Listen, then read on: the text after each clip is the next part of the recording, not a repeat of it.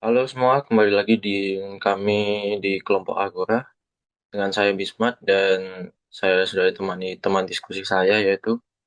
Halo, saya Raka. Senang sekali bisa menyapa teman-teman kelompok Agora hari ini.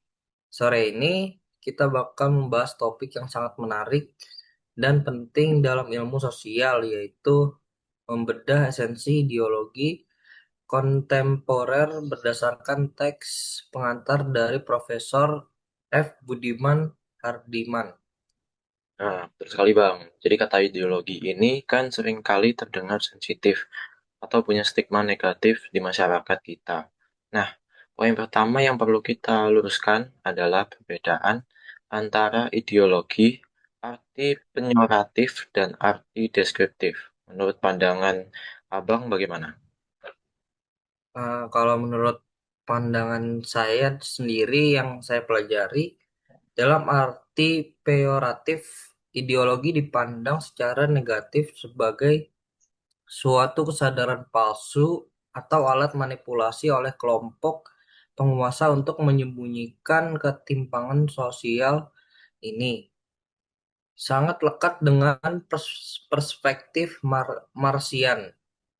Sedangkan dalam arti deskriptif, ideologi dipandang secara lebih netral, yaitu sebagai suatu sistem atau pemikiran politis yang utuh, yang isinya bisa kita pelajari secara objektif mengenai hakikat manusia, proses sejarah, dan rancangan sosiopolitis suatu masyarakat. Nah, nyambung dari situ, banyak dari kita yang mungkin masih keliru dan menganggap demokrasi itu adalah sebuah ideologi. Padahal, teks Budi Hardiman menegaskan bahwa demokrasi ini bukanlah ideologi. Ideologi itu bersifat substansial karena memiliki isi ajaran tertentu, sedangkan demokrasi itu bersifat prosedural. Demokrasi adalah sebuah sistem atau aturan main, sebuah wadah netral yang memungkinkan berbagai ideologi bersaing dengan sehat dan damai. Penjelasan yang sangat clear, smart, masuk ke poin kedua nih di dalam sejarah perkembangan masyarakat modern. Kita tahu bahwa liberalisme lah yang menjadi motor utamanya. Pertanyaannya, ideologi apa aja sih yang berkembang dalam konfrontasi atau sebagai reaksi mereka terhadap liberalisme? Jadi berdasarkan referensi teks yang kita baca, hampir semua ideologi modern itu lahir sebagai reaksi kritis melawan liberalisme. Ada konservatisme yang skeptis terhadap perubahan radikal ala liberal. Lalu ada Marxisme dan komunisme yang mengkritik liberalisme karena melahirkan ketimpangan kapitalisme. Selain itu, ada juga anarkisme, feminisme, ekologisme, hingga fundamentalisme kontemporer yang lahir sebagai antitesis terhadap sekularisasi dan globalisasi pasar bebas yang dibawa oleh liberalisme. Wah, ternyata saling berkaitan ya Bismat ya. Nah, kalau kita bahas salah satunya pada poin ketiga yaitu anarkisme, mengapa anarkisme ini justru bisa dianggap sebagai konsekuensi radikal dari liberalisme itu sendiri? Menurut Bismarck gimana nih? Nah, ini adalah sebuah paradoks yang unik. Jadi liberalisme itu kan sebagai menjunjung tinggi otonomi individu dan kebebasan. Kaum anarkis kemudian berpikir, jika liberalisme ingin konsisten dengan prinsip kebebasan tersebut, maka mereka harus melenyapkan institusi negara sekalian. Bagi anarkisme, konsep negara minimal dalam liberalisme pun dianggap sebagai ancaman bagi kebebasan mutlak manusia.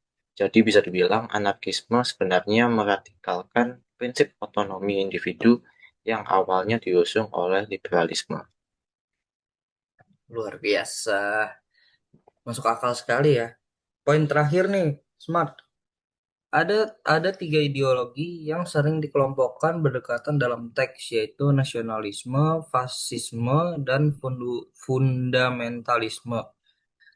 Apa aja sih persamaan kolektif di antara ketiganya, terutama jika dibandingkan dengan ideologi-ideologi modern lainnya?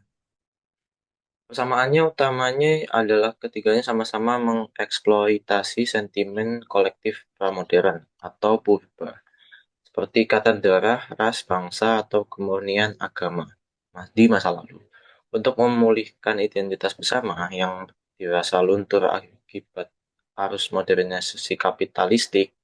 Berbeda dengan ideologi modern lain yang berbasis kelas ekonomi atau antroposentris. Ketiga ideologi ini mengandalkan romantisisme masa lalu dan cenderung menciptakan batas tegas antara kelompok yang murni melawan kelompok luar yang dianggap mengancam. Wah, pembahasan yang sangat padat ini dapat membuka mata kita semua ya. Melalui teks ini, kita diajak sadar bahwa dalam sistem demokrasi yang matang, ideologi seharusnya diposisikan sebagai alternatif pemikiran dalam ruang publik, bukan sebagai dogma yang kaku. Nah, betul sekali Bang. Jadi semoga analisis kita kelompok Agora ini bisa memberikan manfaat dan sudut, sudut pandang baru bagi teman-teman semua. Cukup sekian dari kelompok kami. Sampai jumpa di diskusi selanjutnya. Terima kasih.